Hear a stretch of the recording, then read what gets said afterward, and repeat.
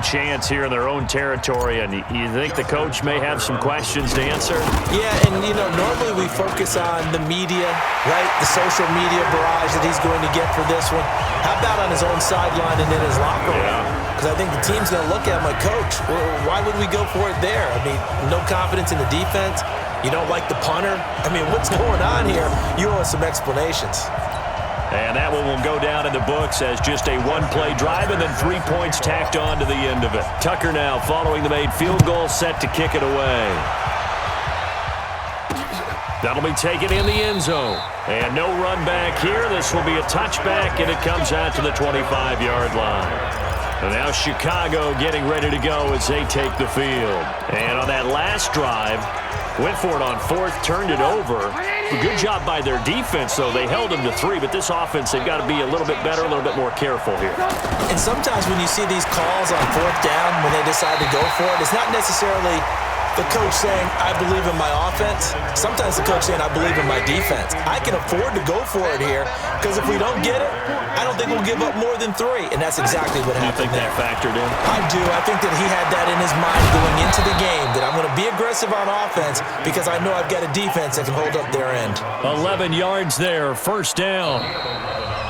Good throw, good catch, but I really like the route. The drag and being able to run away from defenders, hard to stick with them for that long. Yeah, better against man than zone, or? Better against man, because now you're running away from someone and you're not running into a defensive player in another zone. Throwing on first down, but this one winds up to be incomplete. He was trying to hit Taylor Gabriel that time, and that'll bring up second down. I know coaches tell us all the time that having a powerful arm isn't the #1 thing they look for in a quarterback. But when you're trying to throw inside routes and you need to put some heat on it, it helps have the... And the Browns pressure gets to him that time, and he's going to go down. Aaron Donald with a sack. Now it's Trubisky. The amount of sacks that they've absorbed in this game is... Into heavy traffic, and it's intercepted. Picked off by Marshawn Lattimore. And they are going to set up shop at the 40-yard line. So it's 3rd and long, and you know this is going to be a pass. So defensively, they're bringing an extra defensive back and just blanking the field. And this is an ill-advised throw right here as it winds up being picked off easily.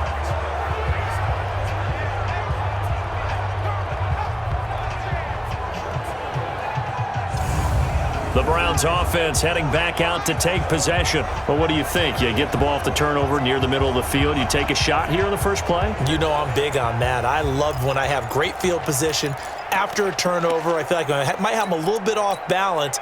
I prefer to take a shot, but a lot of coaches will tell you, you only do it if you trust the guy who's got the football in his hands. Meaning, if it's not there, he won't force it downfield and maybe turn into an interception. He'll go to the check down, go to a second option, and go ahead and take the play that's in front of him. Danny Trevathan there to bring him down. I call that play a success. A nice inside run sets up a very manageable second down, a very solid gain on that play. Now Chubb running right. And he'll be taken down across the 50 at the 45 in enemy territory. 11 yards there, first down.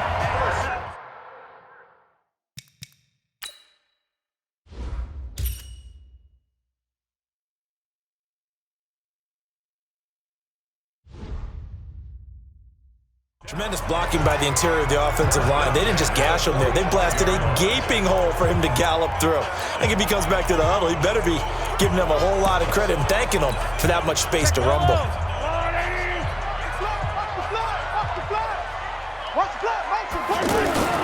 On first down, they'll run with Chubb.